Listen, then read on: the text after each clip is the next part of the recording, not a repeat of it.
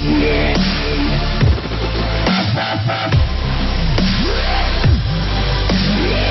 terrible aftermath of Aidan Connor's suicide meant virtually the entire hour of Coronation Street was punctuated by great wails of pain, bitter recriminations, and everyone sobbing inconsolably.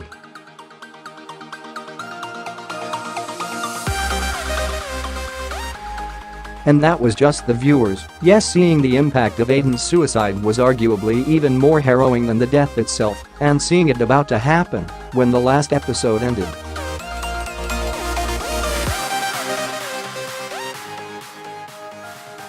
If Monday's show made you feel for Aidan and his sudden, savage descent into helpless darkness, Wednesday's follow-up was about all the people left behind having to deal not just with his death, but the way it came about, or trying to.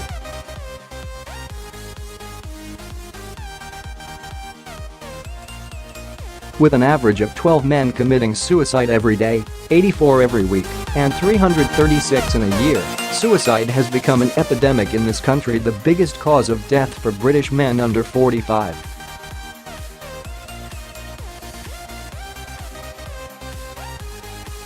So a large part of the audience will have experienced a similar tragedy or know someone who has, and recognized how accurately and effectively it was portrayed.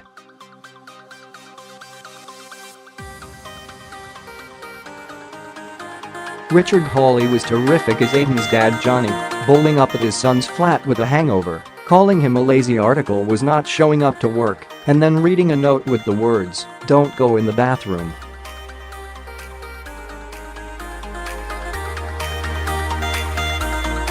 "Call the police. Oh God, no, no. What have you done?" Johnny cried after he'd rushed to find his son's body.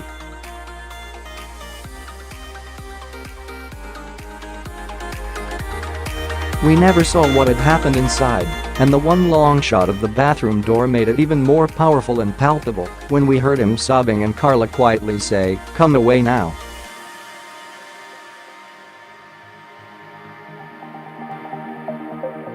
His final words as the undertakers took Aidan's body away were heartbreaking. "I don't half love you, you know," he said, placing his hands on him one last time.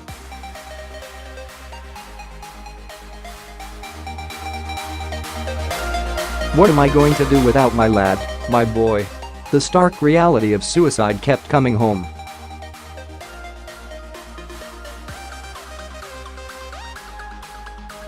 The way Carla broke the news to Roy Cropper when he saw the ambulance and asked if Aidan had had an accident.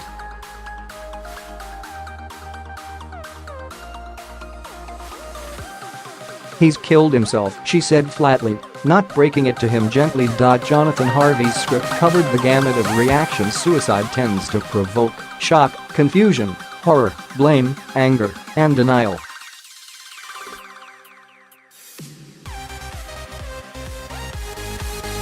"Behave." Eva scoffed when Shona told her Aidan had killed himself. After it had sunk in, she railed, "It's my fault, isn't it? He came to see me last night.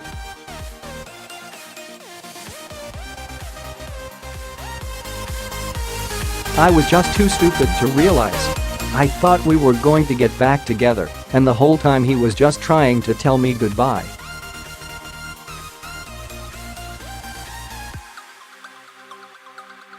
Suicide's the most selfish thing in the world.It might have ended all his problems, but he's going to give the Connors a lot more, tutted Beth.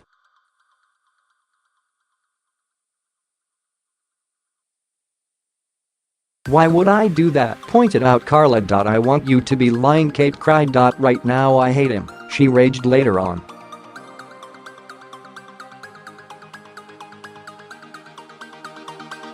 "My dad will never be fine again. None of us will. I'll never forgive our Aidan for doing this."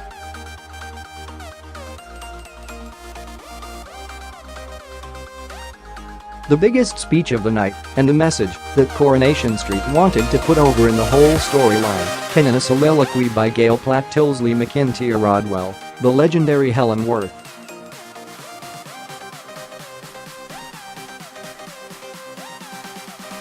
"40 years I've lived on this street. I practically know every cobble back to front," she said, looking out of her front window.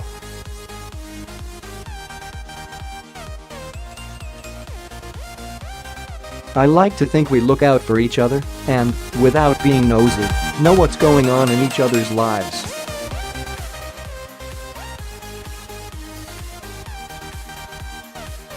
But you don't, do you? I didn't know him that well, but I hope he knew I'd have listened if he ever wanted to speak to me.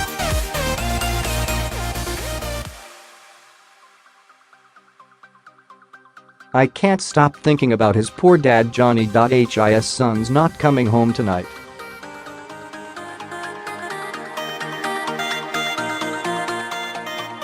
I just hope to God mine is. This was a reference to Corey's other big, equally bleak theme currently, the issue of male rape and the storyline depicting Gail's son David in the aftermath of Josh spiking his drink and then raping him.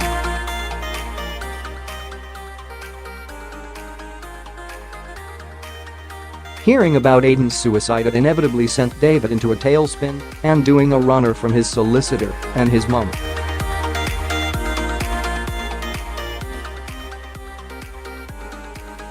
"Are you scared?" asked Shona when she found him, thinking he had done it because he was due in court.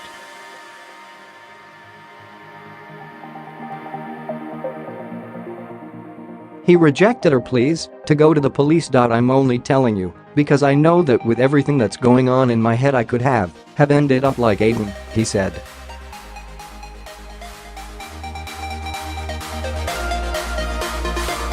"I'm so glad you've told me," she promised, "because you've told someone and not kept it all bottled up."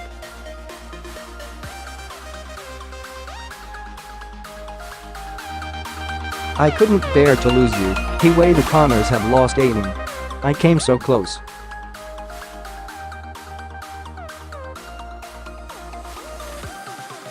But I've told you, and if today's taught me anything it's that thank God I will live."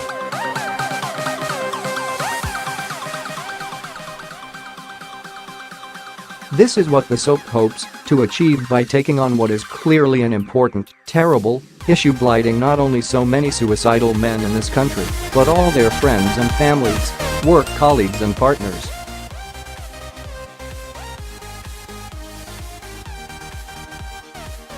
Anyone who's experienced someone close to them committing suicide will know it's a problem which is being neglected to the point of ignored altogether, and certainly commend Coronation Street for trying to raise awareness and propagating something positive to deal with it.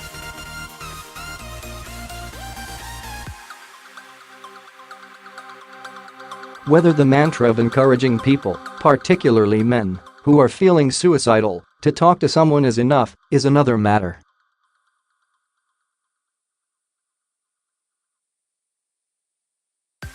It's the advice doctors etc. have been giving for years, but yet it still happens.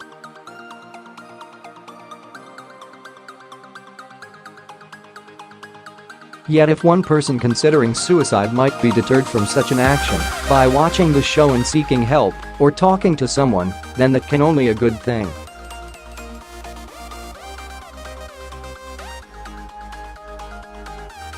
It's possible that by seeing this moving depiction of how horrific the consequences can be for the people left behind, a person might think twice before ending their life.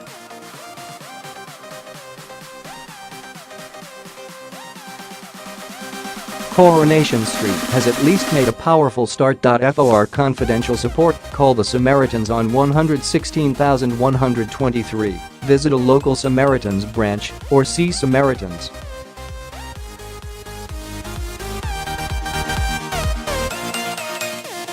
Org for details. Coronation Street continues on Friday 11th May at 7:30 p.m. and 8:30 p.m. on ITV.